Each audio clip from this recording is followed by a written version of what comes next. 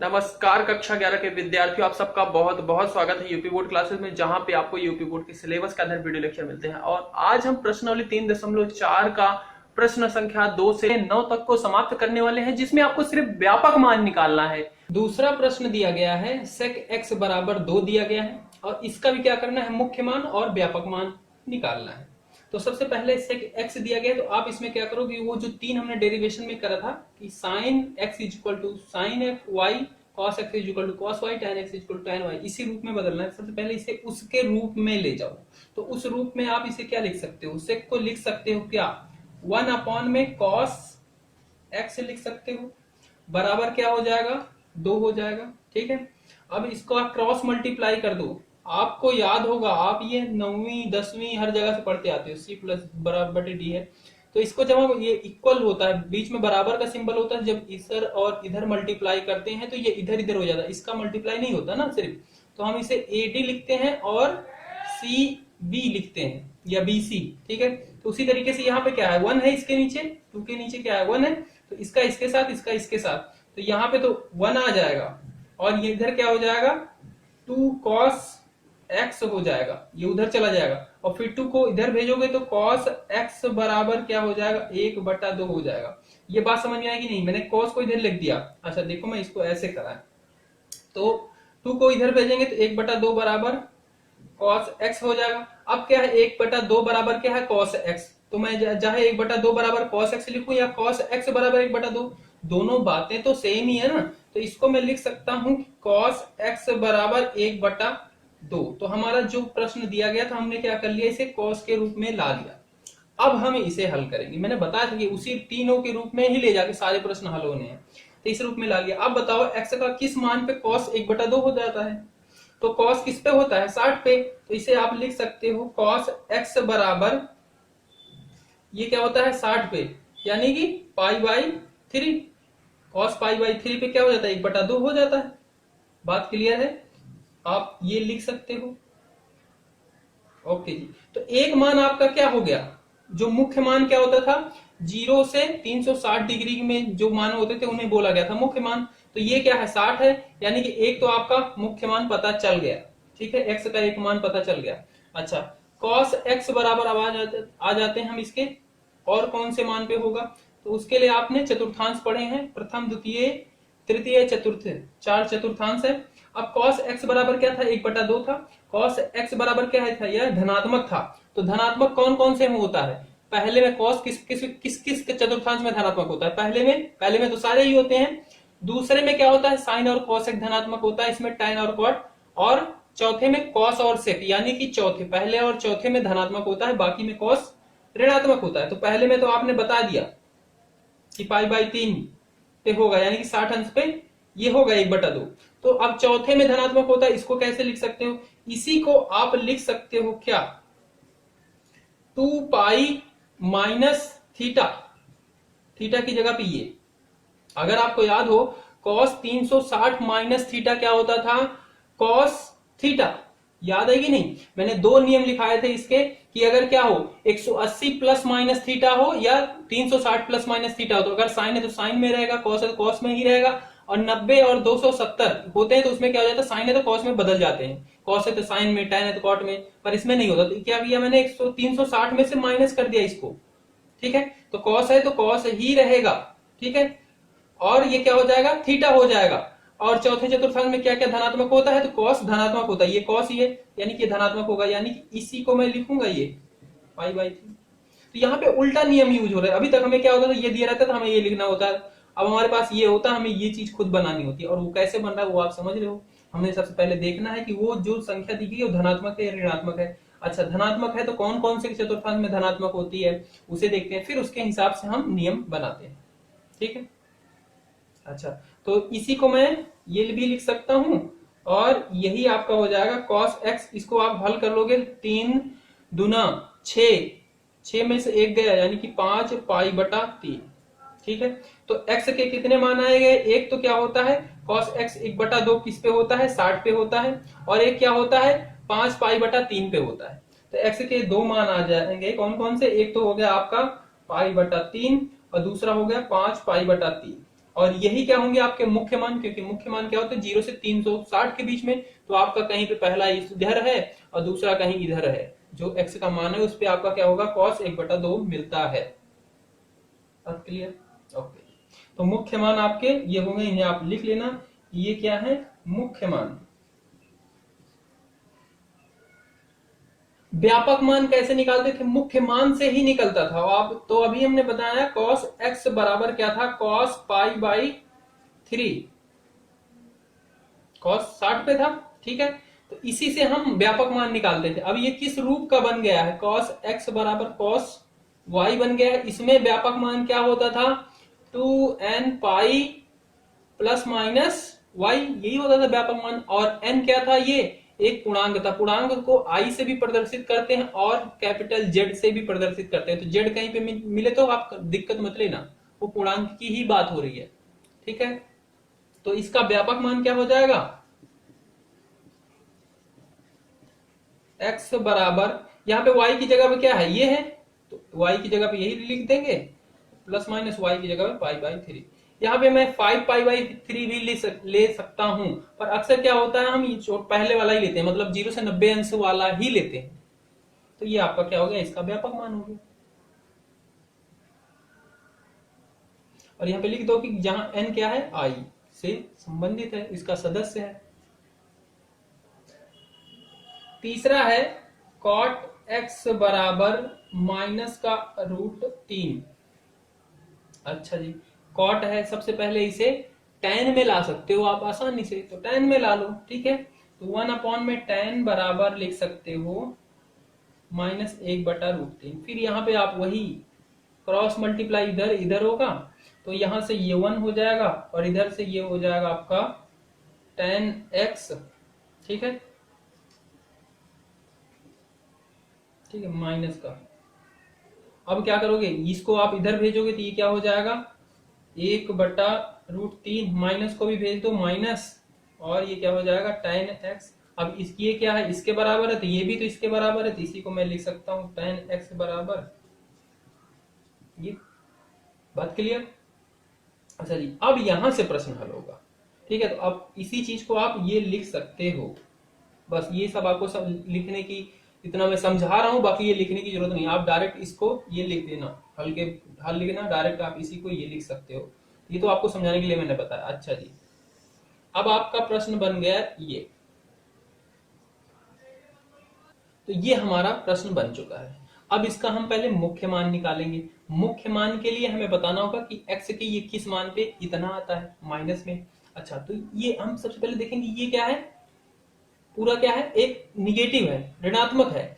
तो tan कौन कौन से चतुर्थांश में ऋणात्मक होता है, पहले में धनात्मक होता है, ठीक है, दूसरे में क्या होता है, ऋणात्मक होता है, ठीक है, तीसरे में क्या होता है, धनात्मक होता है, और चौथे में ऋणात्मक होता है। यानी कि ये तीसरे में और चौथे में ऋणात्मक होगा, ठीक है। तो दूसरे के लिए आप इसे क्या लिख सकते हो, ये क्या है π/3, तो +1 में √3, सॉरी 1 में √3। तो ये कौन से अंश पे होता है, ये होता है आपका tan किस पे,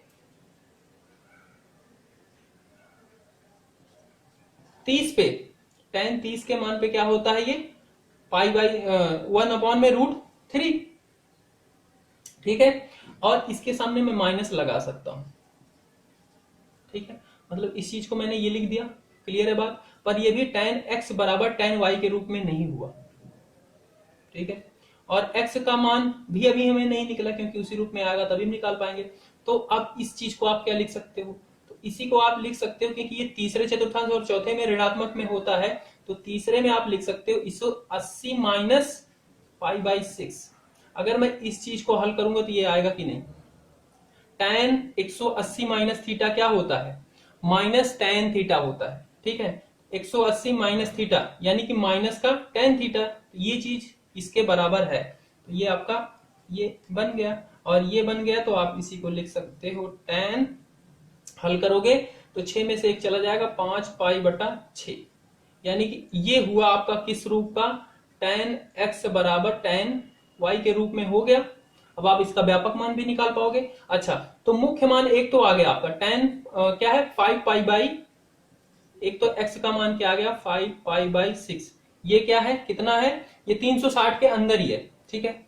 अच्छा एक मान और होगा इसका मुख्य मान के अंदर, जो कि चौथे चतुर्थांश में होगा, ठीक है। तो उसके लिए आप क्या लिख सकते हो, इसी चीज को आप लिख सकते हो क्या, यहीं से इसे लिख सकते हो tan 2π-π/6, क्योंकि चौथे चतुर्थांश में 360 में से कुछ माइनस होगा तो कौन से किस में जाएगा, चौथे में ही जाएगा, ठीक है। तो उसमें से जब माइनस होगा ये आ जाएगा, अगर इसे आप हल करो तो ये क्या आ जाएगा, माइनस का tan π/6।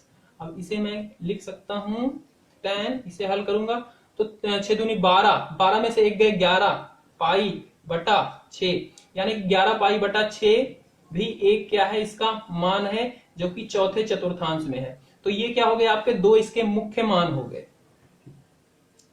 ठीक है। अब इसका व्यापक मान के लिए tan x बराबर tan y था, तो उसके लिए व्यापक मान क्या था, याद है, याद करो उसका क्या था, n π+y, y की जगह पे क्या है आपका 5π/6,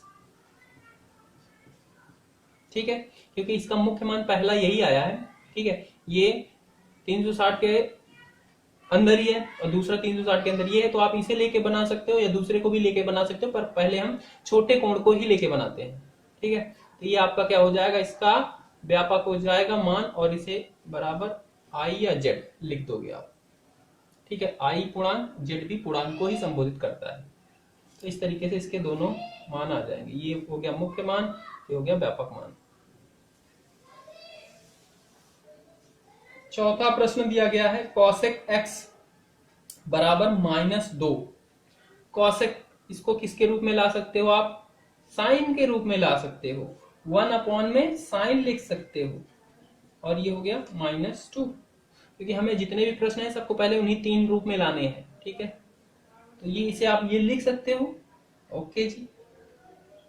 इसे हम हल करेंगे तो इसका क्रॉस मल्टीप्लाई करेंगे, ये हो जाएगा sin x बराबर -1/2। अब मैं पूरा हल नहीं कर रहा, आप समझ रहे हो इसे हल करके कैसे हला कर देता हूं। इधर 1 लिखा, इसको किया तो 1 हो गया, साइन उधर जाएगा 2 - 2 sin x।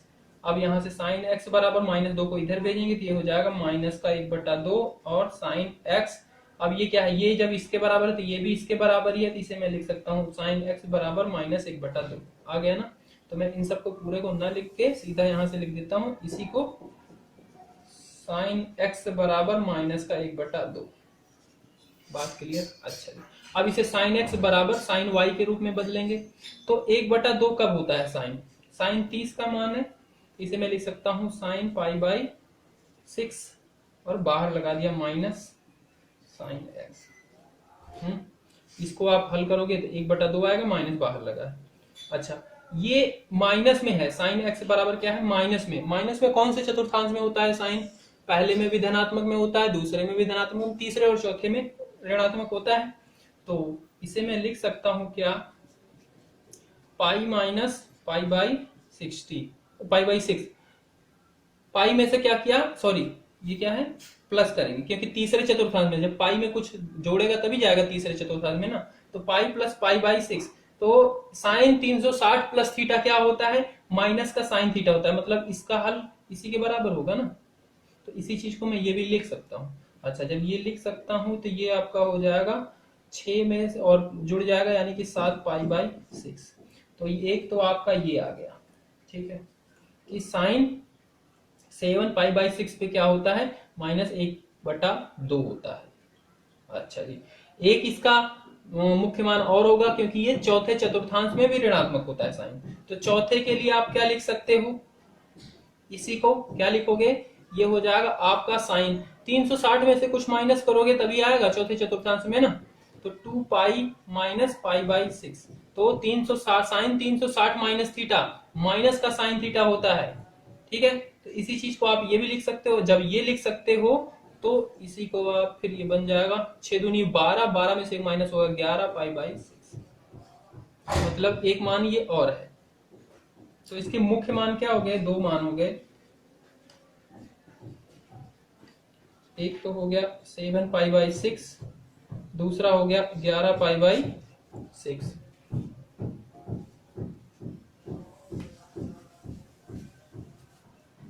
अच्छा जी, मुख्य मान पता चल गया तो आप व्यापक मान निकाल सकते हो। मुख्य मान से ही निकलेगा तो यहाँ पे आप इसे कंपेयर करोगे साइन एक्स बराबर साइन वाई से, और ये आपका बन चुका है साइन एक्स बराबर साइन वाई।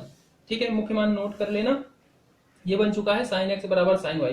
तो इसमें क्या होता था आपका व्यापक मान? व्यापक मान होता था x equal to 2n pi plus -1 की पावर n, और y क्या होता था मल्टीप्लाई में, y की जगह पर क्या है 7 पाई बाई 6, तो ये हो जाएगा 7 पाई बाई 6। तो ये आपका क्या हो गया व्यापक मान।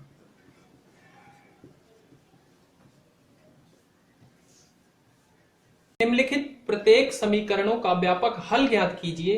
ठीक है, यानी कि 5 से 9 तक के सबके व्यापक हल ज्ञात कीजिए, करना है।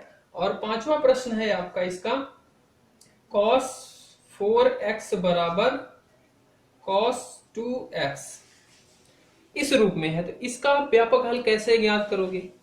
क्योंकि इसमें थीटा उटा का जो था वो तो दिया नहीं, दोनों साइड cos में दिया गया, x के रूप में दिया गया है। तो जब हमने डेरिवेशन जैसे किया था ना, उस टाइप से इसका हम हल ज्ञात करेंगे। बात समझ रहे हो? नहीं समझे? देखो कैसे करोगे आप।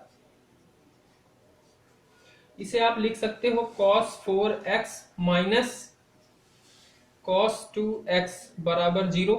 हाँ जी, बिल्कुल लिख सकते हो। अच्छा, ये किसका नियम बन गया? cos c minus cos d। ठीक है, और इसमें क्या होता था cos c minus cos d में? याद है नियम, cos c minus cos d, इसका हो जाता था -2 sine c plus d by 2 sine c minus d by 2। तो यहां पे भी क्या हो जाएगा -2 साइन c प्लस डी, यानी कि c की जगह पे क्या है 4x और d की जगह पे 2x, तो 4x प्लस 2x बटा 2 sine c minus d, 4x minus 2x बटा 2 बराबर 0। अब आपको मैंने बताया था जैसे कोई भी चीज हो, a b c बराबर 0 है तो a बराबर भी 0 लिख सकते हो, b बराबर भी 0, c बराबर भी 0। ये समीकरण की विशेषता है। ठीक है, तो यहाँ पे क्या है, ये एक चीज है, ये दूसरी पद है, और ये क्या है सब मल्टीप्लाई में है, बराबर 0 में है। तो यानी कि आप -2 बराबर 0 साइन 4x प्लस 2x बटा 2 बराबर भी 0 लिख सकते हो, साइन 4x माइनस 2x बटा 2 बराबर भी 0 लिख सकते हो। हाँ जी, हाँ जी, बिल्कुल लिख सकते हो। पर ये चीज जो दी गई ये कभी हो नहीं सकता, क्योंकि -2 0 के बराबर हो नहीं सकता। पर ये सारे हो सकते हैं क्योंकि इनमें क्या है चर पद है। बात समझ रहे हो? तो इसलिए हम ये चीज आपको कहीं नहीं मिलेगी, डायरेक्ट ये लिख देते हैं, और हम बार बार कंफ्यूज होते हैं कि ये 2 कहां गया। बात क्लियर है? या फिर आप इसे ये भी समझ सकते हो कि इसे क्या किया, उधर भेज दिया, राइट हैंड साइड में भेज दिया। तो ये जब जाएगा इधर क्या मल्टीप्लाई, उधर जाएगा डिवाइड होगा, तो 0 के साथ डिवाइड होकर क्या हो जाएगा 0 हो जाएगा। ऐसा भी समझ सकते हो। अच्छा जी, अब देखो ये आपका बन गया क्या, साइन x बराबर 0। इस स्थिति में इसका व्यापक मान क्या होता था, इसे मैंने पहले ही नोट कराया था, बहुत पहले ही। क्या था, x इक्वल टू जब ये होता तो इसका n पाई होता है, और n क्या होता है पूर्णांक होता है i या z से जिसे प्रदर्शित किया जाता है। बात क्लियर है? तो ये इसी रूप में बन गया, तो इस पूरे को x मान के आप ऐसा बना सकते हो। तो ये 4x प्लस 2x बटा 2 बराबर n पाई।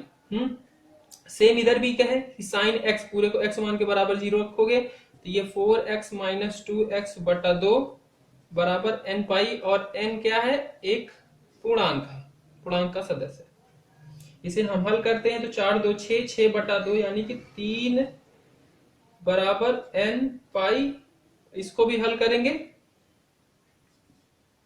कॉमा है भाई, तो ये 4 में से 2 गया, 2 बचा, 2 से 2 भाग देंगे, यानी कि x बराबर n पाई, और फिर इधर x का मान आ जाएगा 3 जाएगा, उधर क्या हो जाएगा भाग हो जाएगा, यानी n पाई बटा 3, और इधर x इक्वल टू n पाई।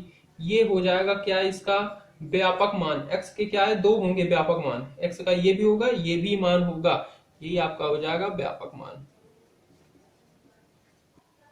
छठा प्रश्न दिया गया है, cos 3x plus cos x minus cos 2x बराबर 0।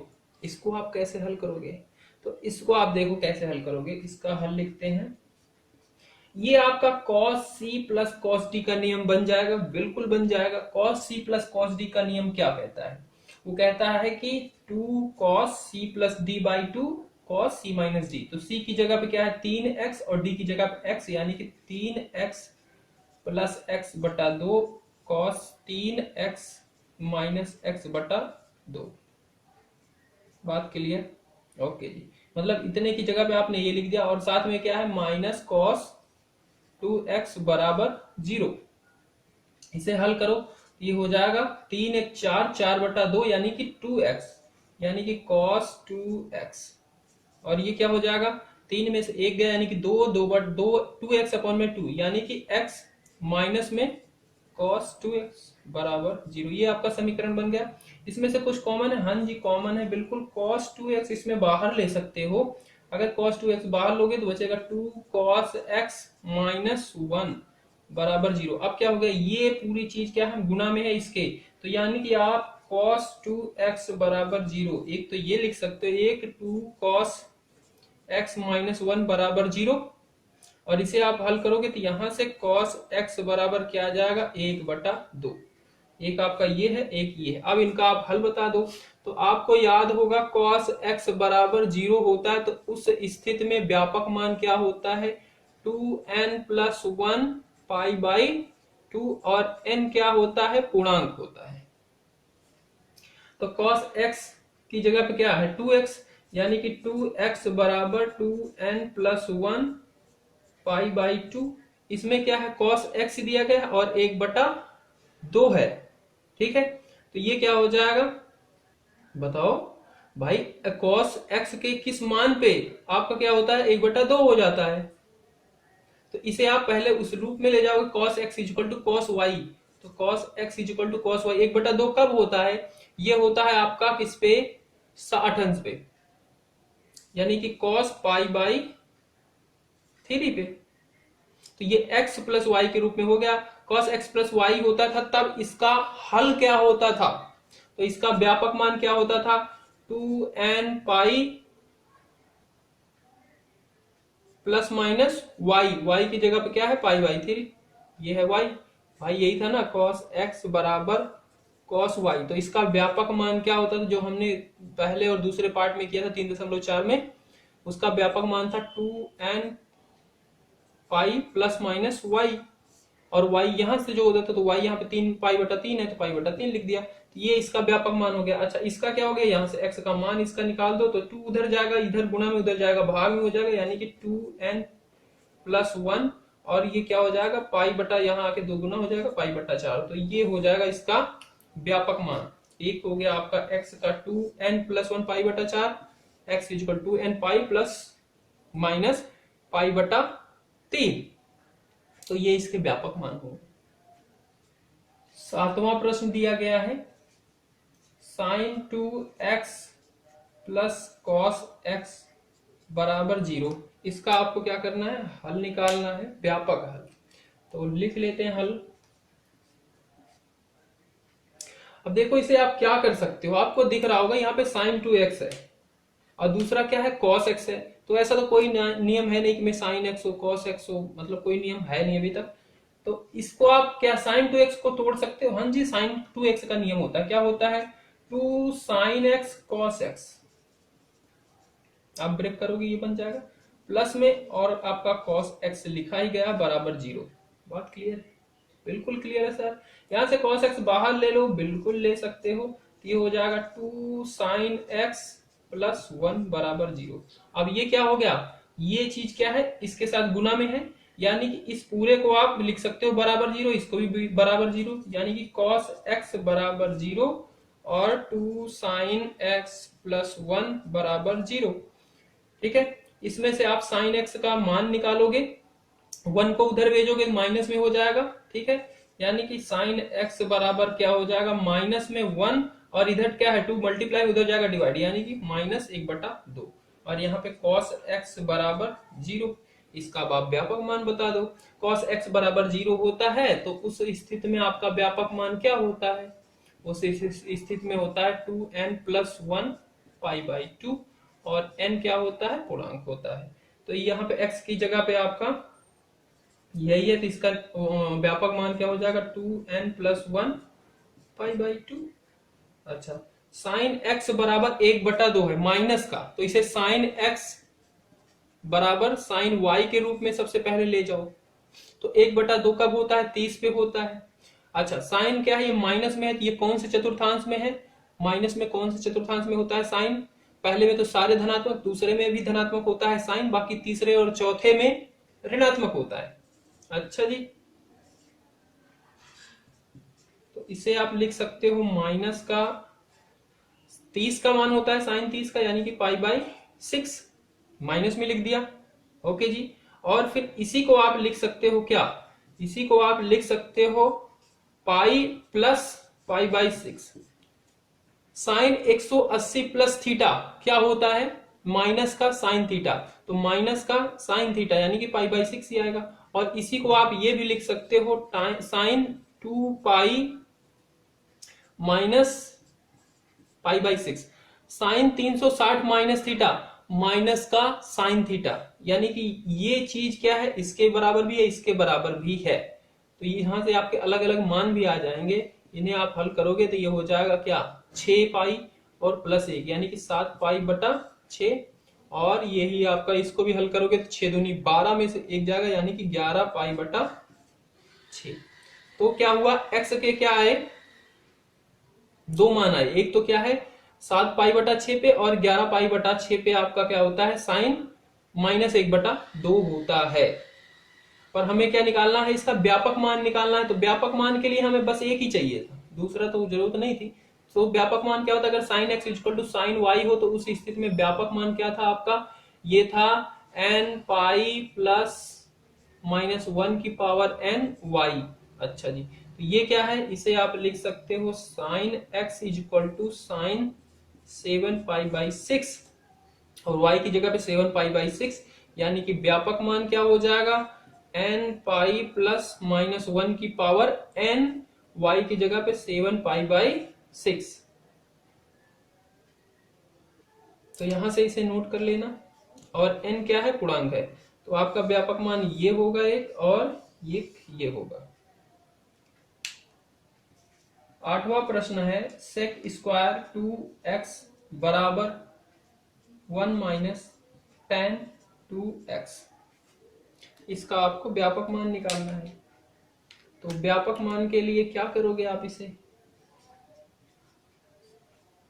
sec² 2x को लिख सकते हो आप क्या? 1 + tan² 2x। ये आइडेंटिटी आपको पहले वीडियो लेक्चर में ही बताया था, 3 बेसिक नियम थे जब त्रिकोणमितीय फलन के बारे में बात की थी।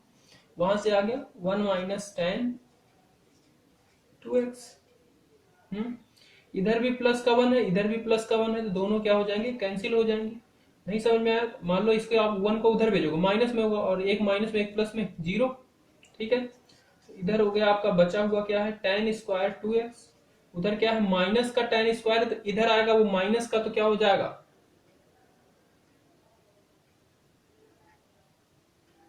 प्लस का हो जाएगा ना। tan 2x बराबर 0। अब देखो यहाँ पे क्या हो सकता है? यहाँ पे आप tan 2x को कॉमन ले सकते हो, यानी कि बाहर निकाल सकते हो, यानी कि tan 2x से आप भाग दे सकते हो पूरे में। ठीक है, तो जब बाहर लोगे तो ये हो जाएगा tan 2x, क्योंकि यहाँ पे स्क्वायर है तो एक तो चला गया, प्लस में 1 बराबर 0। तो यहाँ से आपके बन जाएंगे tan 2x बराबर 0, एक बन जाएगा, एक बन जाएगा tan 2x + 1 बराबर 0। अच्छा जी, इसकी बात नहीं की थी हमने पहले। tan 2x बराबर 0 होता है, तो उस स्थिति में भी इसका व्यापक मान क्या होता है? n π ही होता है। बात क्लियर है? क्योंकि tan 0 अंश पे 0 होता है, फिर 180 पे 0 होता है, ठीक है, फिर 360, फिर 180, फिर 360, तो वही n π पे भी होता है, जैसे साइन का होता है सिमिलर। और n क्या होता है? इंटीजर। ये इसका व्यापक मान होता है। तो इस चीज का तो आप व्यापक मान फिर निकाल लोगे, 2x बराबर n π, और यहां से x का मान आ जाएगा क्या? 2 उधर भाग में चला जाएगा, n π/2। और n किससे संबंधित है? पूर्णांक से संबंधित है, तो इसका तो व्यापक मान यहीं पे हो लिया। बचा इसका tan 2x 1 को उधर भेजोगे माइनस का 1 हो जाएगा। अब tan x कौन से डिग्री पे -1 होता है, कौन से एंगल पे, कौन से कोण पे, तो इसे आप लिख सकते हो माइनस का tan 45 पाई बाई 4 पे, tan 2x बराबर 2x। अभी ये क्या बन गया, tan x equal to tan y के रूप में बना क्या, नहीं अभी नहीं बना, क्योंकि इसमें क्या है अभी माइनस है, माइनस को हटाएंगे तो tan कौन से चतुर्थांश में क्या होता है, ऋणात्मक होता है, कौन से चतुर्थांश में होता है, ऋणात्मक। tan क्या होता है, पहले में धनात्मक होता है, दूसरे में ऋणात्मक और चौथे में ऋणात्मक। ठीक है, तो दूसरे के लिए क्या लिख सकते हो आप, इसे लिख सकते हो tan 80 माइनस थीटा, 80 में से माइनस करोगे कुछ तो दूसरे चतुर्थांश में आ जाएगा, और tan 180 माइनस थीटा क्या होता है, माइनस का tan थीटा होता है। ओके, चौथे की जरूरत नहीं है क्योंकि हमें यहाँ पे व्यापक मान ही निकालना है, व्यापक मान के लिए एक ही चाहिए होता है, तो एक आपको पता चल गया। तो इसे हल कर लेते हैं, tan ये हो जाएगा 4 पाई माइनस पाई यानी कि 3 पाई बाई 4, यानी कि आपका क्या बन गया, tan 2x equal to tan 3 pi by 4। तो ये हो गया इसके साथ कंपेयर में, और इस स्थिति में इसका व्यापक मान क्या होता था, x equal to 2n pi plus y, ये था इसका व्यापक मान। ठीक है, तो इसका क्या हो जाएगा व्यापक मान, ये हो जाएगा x की जगह पे क्या है 2x है यहाँ पे, तो 2x बराबर 2n पाई प्लस y की जगह पे क्या है 3 पाई बाई 4, तो 3 पाई बाई 4 लिख देंगे, और यहां से यहाँ पे, हाँ सॉरी 2 नहीं होता यहाँ पे, ठीक है n पाई प्लस y होता है, ठीक है n पाई प्लस y होता है, तो ये हो जाएगा n pi plus 3 pi by 4, यहाँ पे 2x लिखा गया, तो यहाँ से x का मान आप निकाल सकते हो, बिल्कुल निकाल सकते हो। तो यहाँ से x का मान आपका हो जाएगा, 2 को उधर भेजोगे भाग कर जाएगा सब में, तो ये हो जाएगा 2n pi by 2 plus 3 pi by 4 को 2 से मल्टीप्लाई कर दोगे यानी कि 8, तो ये और n क्या है, पूर्णांक है, तो ये आपका क्या हो गया, व्यापक मान हो गया। इसको कैसे हल करोगे आप, इसमें अगर आप इसे साइन सी प्लस साइन डी इसे ले लेते हो, ले सकते हो, हाँ जी बिल्कुल ले सकते हो, पर अगर आप इसे लेते हो तो एक क्या होगा साइन सी plus D, sine C minus D, तो 3 और 1 4 हो जाएगा, 4/2 करोगे क्या आ जाएगा, 2 आएगा, पर यहाँ पे 2 भी नहीं है तो ये कॉमन नहीं हो पाएगा। ठीक है, तो हम इसको सी और डी को इस तरीके से डिसाइड करेंगे कि जिसे हम हल करें तो एक क्या हो जाएगा उसमें से कॉमन हो जाए। जैसे देखो मैं इसको क्या लेता हूं, इस तरीके से लिख सकता हूं ना,